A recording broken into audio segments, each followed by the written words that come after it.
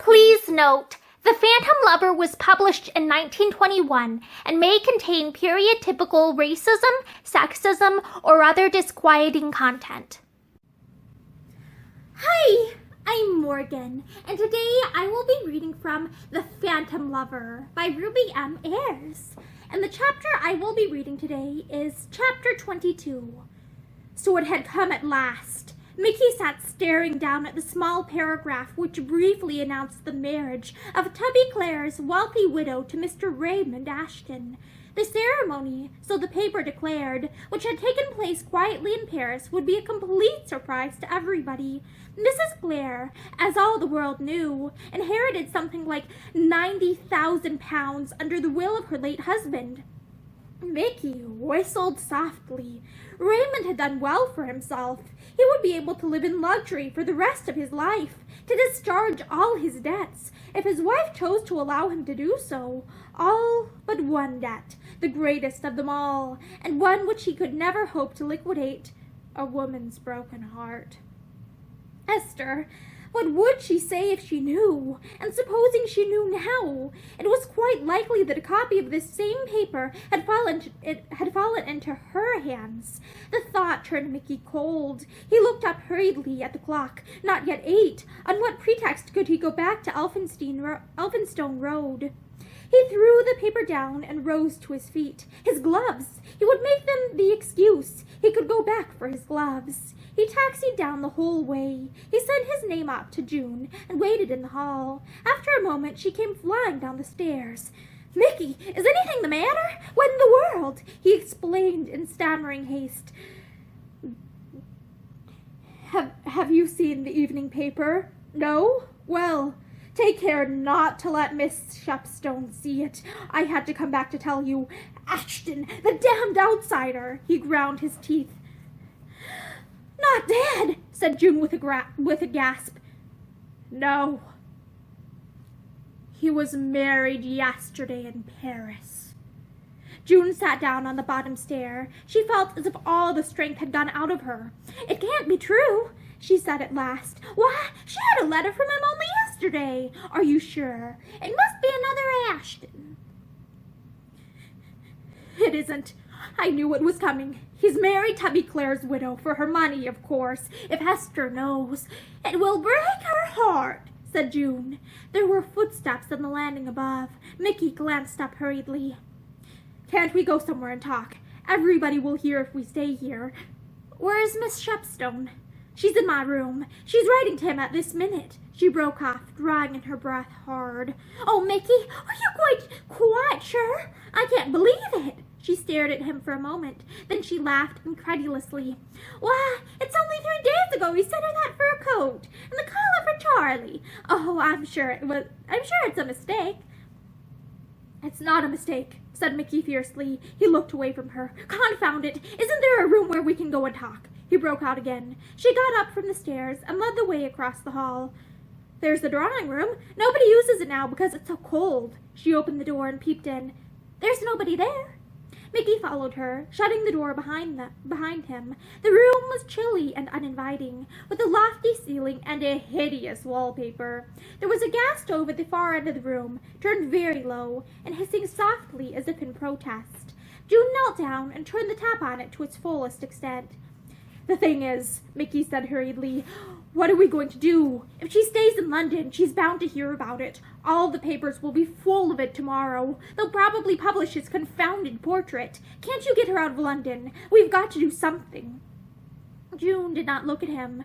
The odd little twinge of jealousy tore her heart again. Even though she did not love Mickey, she quite realized what she was losing. After all, it must be a very beautiful thing to be cared for as Mickey cared for Esther.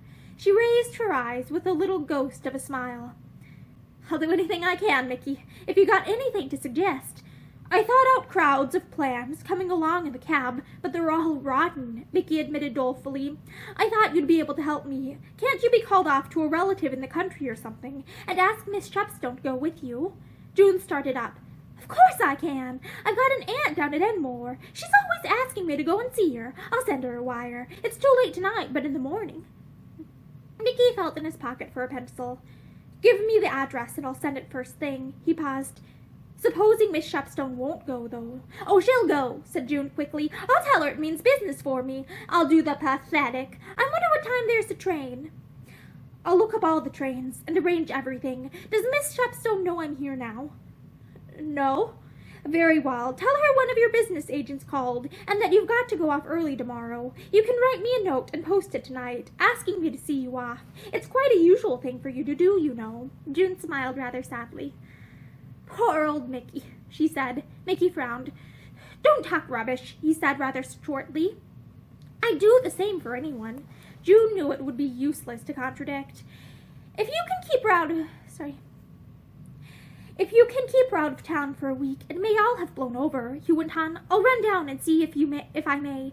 You know you may, but Mickey, don't you think all this is rather mistaken kindness? She'll have to know sooner or later. Why not tell her at once? When the letters stop coming, she'll begin to worry, and then... Mickey shook his head obstinately. It's my own reasons. Be a pal and help me, June. Very well, old boy. She gave him her hand. I think you're making a mistake, but I suppose you know your own business best. At any rate, I've warned you. You're a dear, said Mickey gratefully. June went to the front door with him. In spite of her promise, she was not feeling happy. Esther would have to know. She went slowly back up the stairs. It's a mistake, she told herself again with a sense of foreboding. Mickey's making a mistake. But she determined to act up to her part. She ran up the last flight of stairs with a great noise and show of excitement. She burst into their sitting room, breathless. Such news, Esther! Are you game for a dash down into the wilds of nowhere? I've got to go off on business. One of my agents has just been here. He's made a mess of things as usual, and I've got to go down and put things right. Oh, it's quite country. I don't know if you like the country. I adore it myself. A place called Enmore. I've got an antediluvian aunt who lives there, and we'll go and foist ourselves on her. She's always asking me to go and see her, so she'll be delighted. Well, what do you say? You haven't given me a chance to say anything, Esther protested, laughing. You're like a whirlwind, sweeping everyone off their feet. Where's Enmore to start with, and how can I go? Your aunt doesn't know me. She'll love you because I do, said June promptly. Now don't spoil everything. The greatest fun of it all is rushing off at a moment's notice. I shall send Mickey a note tonight and tell him to look up trains for us and come and see us off. Mickey's always to be relied on. If I look trains up myself, I always go by the wrong ones and never get there. She was sitting down to her desk as she spoke. She looked across at Esther, pen in hand. Well? She queried. Esther looked down at Charlie, sprawling in the firelight. What's going to become of Charlie? She asked. Lydia will look after him, June said promptly. She adores cats. That's one excuse surmounted. Any more? Esther laughed. I should like to come, but then that's settled. We'll stay a week if we're not bored to death. It's a desolate spot. Just a handful of houses and a haystack and a few things like that. But if you like the country, we ought to have a good time. I wish I'd got a car. Isn't it rather a funny place to go to for business? Esther asked innocently. Not in the least, June declared. All ingredients for my skin food came from the country. Herbs and a tar of flowers and all the rest of it. Besides, she swallowed hard before uttering the biggest fib of all. My agent lives down there, you see. Oh, said Esther. She was rather pleased at the idea of a change. I suppose we can have letters sent on, she asked for a moment. June's scratching pen stopped for a moment, then flew on again faster than before. Oh, of course, she said airily. Her kind heart gave a little throb of pity as she realized that there would never be any letters to send on. Not any, at least, of which Esther was thinking. The phantom lover had gone forever. She looked round at the girl pityingly. She looked so happy and unconscious sitting there in the firelight, and all the time, if she knew what had just happened over in Paris, her heart would surely break. Beast, said June under her breath. Esther turned. What did you say? She asked. I was only talking to the pen, June answered irascibly.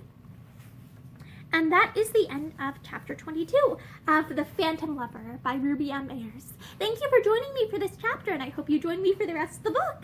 Bye!